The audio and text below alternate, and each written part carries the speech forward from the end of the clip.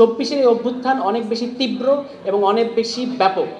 কোন জায়গায় ব্যাপক এটা এই কথাটাতে আপনারা হাততালি দিলেন, কিন্তু কোন জায়গাটায় ব্যাপক এইটা আমাদেরকে পরিষ্কার না বুঝলে আমরা অভ্যুত্থানের পরে যে রাজনীতিটা আমরা করতে চাচ্ছি এবং অন্যান্য রাজনৈতিক এক্সিস্টিং রাজনৈতিক দলগুলোর সাথে আমাদের পার্থক্যটা কোথায় সেটা আমরা বুঝতে পারবো না। ফলে আমাদের এই জিনিস জানাটা খুব পরিষ্কার হতে হবে যে কোন জায়গায় আসলে এই আলাদা, আমরা আলাদা, বা এই অভ্যুত্থানের পরের এই রাজনীতিটা আলাদা।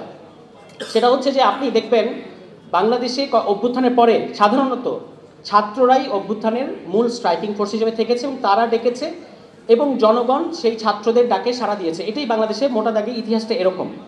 কিন্তু অভ্যুত্থানের পরে ওই ছাত্ররা তাদের পড়াশোনায় ফেরত গেছে, কিংবা যদি তাদের আগের কোনো রাজনৈতিক সংশ্লিষ্টতা থেকে থাকে তারা সেই রাজনীতিতে ফেরত গেছে।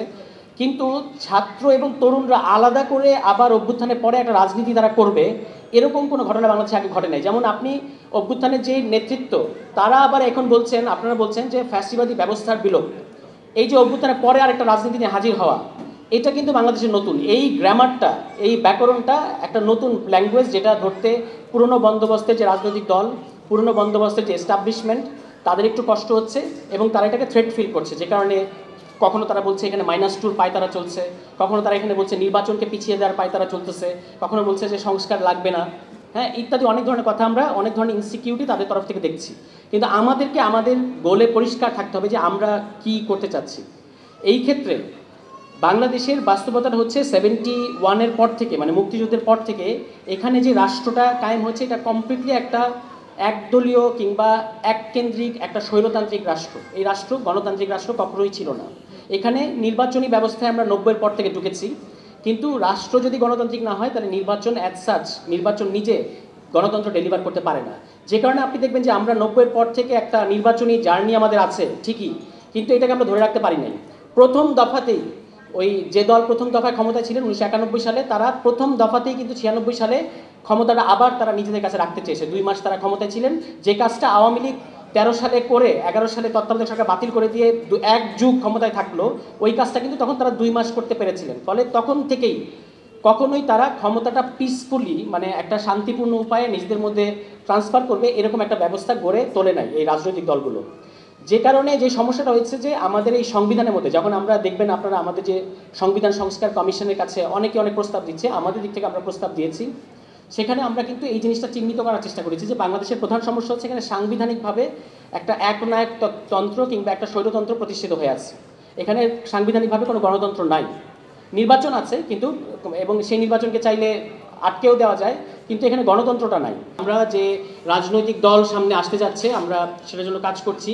সেখানে এতগুলো ভালো মানুষ যারা একটা পরিবর্তনের আকাঙ্ক্ষা নিয়ে একটা রাজনীতিতে যোগ দিয়েছে, এটা বাংলাদেশের জন্য একটা আশার খবর এবং আমাদের কাঁধে আসলে অনেক বড় দায়িত্ব। এটা আমাদেরকে মাথায় রাখতে হবে যে আমরা একটা নতুন একটা দল করতে চাচ্ছি, এটার একটা উত্তেজনা আছে, একটা এক্সাইটমেন্ট আছে, সেগুলো থাকবে। কিন্তু আমাদের উপর যে মানে এই জনগোষ্ঠীর বেদনা এবং এই বেদনাকে ক্যারি করার, বহন করার যে একটা দায় আমাদের কাছে এসেছে, এটা যেন আমরা এক মুহূর্তেও না ভুলি, এটা আমাদেরকে মনে রাখতে হবে। এবং এখানে শহীদ আবু সাঈদ থেকে শহীদ মুগ্ধ এবং আরও যারা এই অভ্যুত্থানে শহীদ হয়েছেন, তারা কি কারণে শহীদ হয়েছিলেন সেইটা যেন আমরা আমাদের প্রত্যেকটা কদমে, প্রত্যেকটা পদে পদে যেন আমাদের মনে থাকে। এটা আমি যেমন আমার নিজের কাছে এটা বললাম, এটা আপনাদের কাছে অনুরোধ জানালাম যেন আমরা এটা বলতে পারি। এখন আমাদের এই রাজনীতি, যে রাজনীতি আমরা করতে চাচ্ছি, দেখেন এখন বাজারে তো অনেক ধরনের কথা চালু আছে, এটা আপনারাও এটা শুনছেন, জানছেন, এবং আমাদের মধ্যে অনেক গুঞ্জন, কনফিউশনও আছে। কিন্তু আমরা যদি একটা ভালো রাজনীতি করতে চাই তাহলে আমাদের মধ্যে কোনো ধরনের কনফিউশন থাকা যাবে না এবং একটা লম্বা পথ আমাদেরকে পাড়ি দিতে হবে। এই মাইন্ডসেটটা আমাদের, এই মনোভাবটা আমাদের মাথার মধ্যে রাখতে হবে যে আমাদের সামনে আসলে অনেক বড় পথ। এখন এখানে আমরা জাতীয় নাগরিক কমিটি বাংলাদেশের রাজনীতিতে কী জিনিসগুলো আনার চেষ্টা করছে, বা জাতীয় নাগরিক কমিটির পক্ষ থেকে যে রাজনৈতিক দলটা আসবে তারা বাংলাদেশে কী নতুন ইন্ট্রোডিউস করার চেষ্টা করছে, এটা আমি একটু সামান্য কয়েকটা কথায় বলবো। বাংলাদেশে কিন্তু অভ্যুত্থানের পরে, অভ্যুত্থানের নেতৃত্বে, অভ্যুত্থানের যারা মূল গাঠনিক শক্তি তাদের নেতৃত্বে এর আগে কোনো রাজনৈতিক দল হয় নাই, এটা আমাদেরকে খেয়াল রাখতে হবে। বাংলাদেশে অনেক বড় বড় দল আছে অনেক, এবং তারা এখানে রাষ্ট্র ক্ষমতায়ও গেছে, কিন্তু বাংলাদেশের অভ্যুত্থানের যে হিস্ট্রি, আমার যেটুকু পড়াশোনা, ধরা যাক এখানে 69 অভ্যুত্থান, 90-এর অভ্যুত্থান, গণ অভ্যুত্থান এবং এই 24-এর গণ অভ্যুত্থান,